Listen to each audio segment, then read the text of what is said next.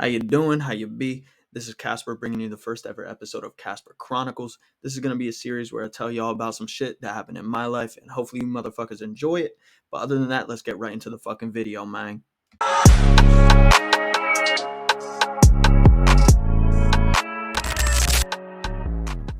Alright guys, first off, I want to say thank you for everybody that's listening right now.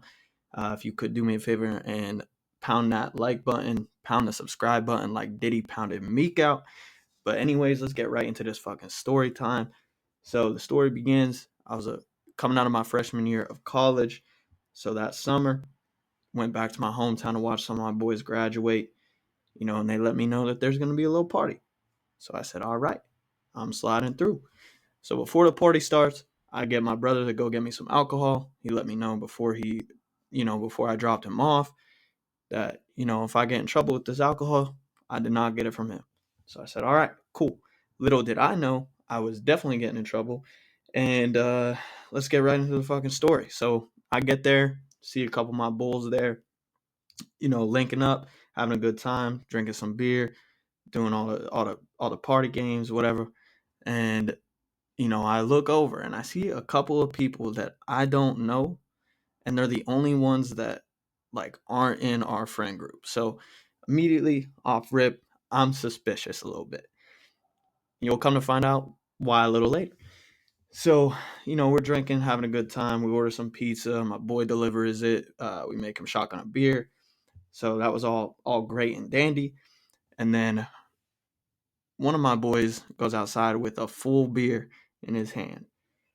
Horrible idea. Think he was one of the dudes that just graduated, so he was 18, maybe 19, depending on when his birthday is. I don't know when that shit is, but anyways, he goes outside.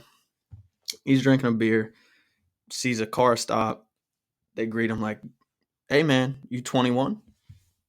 And he said, "Yeah, I am 21." Cops are suspicious. They already sus of him. So I guess they go spin the block or something. And he comes running inside. He's like, yo, cops outside, cops outside. So we all bunker down in this basement. And then we hear some footsteps upstairs. So the cops are let into this fucking place. And we're all like, what the fuck? So me and my one boy, we try running upstairs for some reason. And then we see a cop right at the top of the stairs. So me and him jump back down the stairs, try to run out the back, and as soon as we open the door, boom, boom, two cops sitting right there. There was a little rumor going around that me and him both got arrested that night and got put in handcuffs, which is not true. Would have made the story 10 times better. I wish it was true, but it was not. So basically, cops fucking come on in, and they're like, any underage drinking going on tonight? And what you just heard right then was the absolute silence of the entire basement of 15 to 20 people. No one said a word. So now the cops start looking around the basement.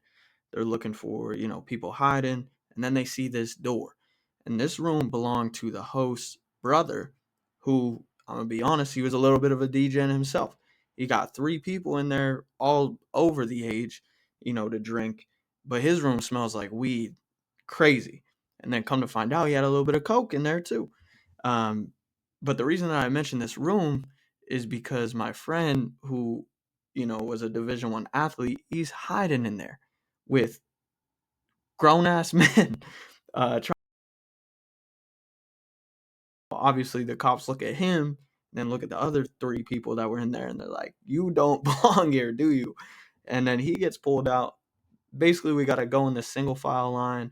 They gotta breathalyze us, and we do all that, and then we're sitting there getting ridiculed by the cops about underage drinking, and we just see 3 dab pens sitting on this fucking table. So me and my boy, we start slowly grabbing them, stuffing those motherfuckers in the couches, because at this time, weed was not that cool. They didn't like that shit. They would have threw us fucking, I don't even know.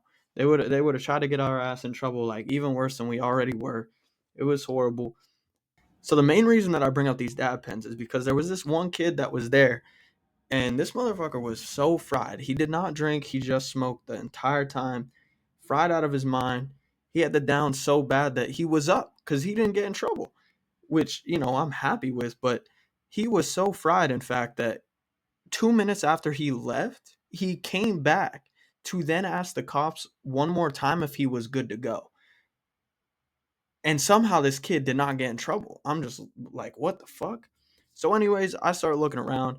Everybody's making phone calls because the cops told us we had to call our parents, our family members. Somebody had to come pick us up. I was not feeling that. No, sir. I was not making a phone call to my mom at 12 or 1 a.m., whenever this fucking happened, to then get in trouble again right now. I didn't want that. No, sir. I'm walking my ass home. So I walked home, had one of my boys pick me up, and the next morning grab my whip, so that way we could go to my friend who was hiding in that room with those grown ass men. We could go to his graduation party. So we get to the graduation party. Parents are ridiculing us, whatever. We're just like, what the fuck? Nobody else drank when they were a kid, whatever, blah, blah, blah.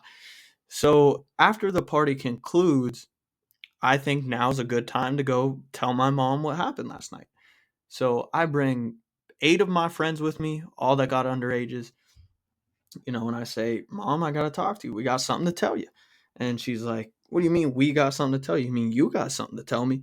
At this point, I'm shitting my pants. I'm like, oh boy, here we fucking go. I'm about to get my ass beat in front of all my boys. This is not going to be fun.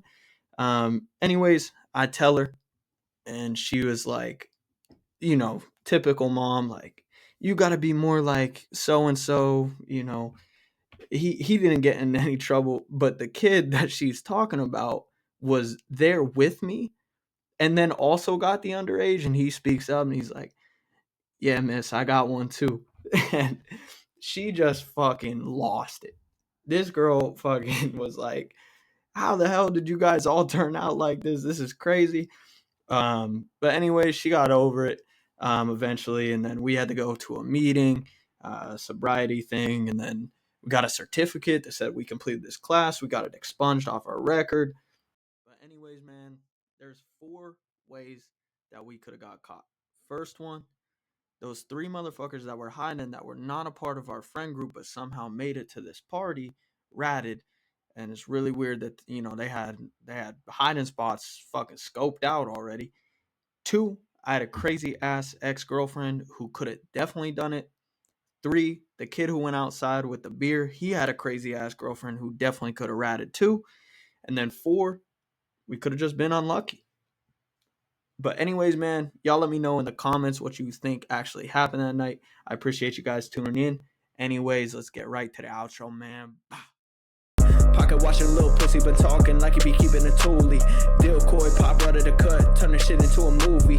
Now I'm sliding with Drake, so bitch, I ain't talking about Tusi. Got double G's on a belt, but I ain't wearing no Gucci. Ran my money up, all of a sudden these people wanna fucking chill. Going back to my old ways, better pop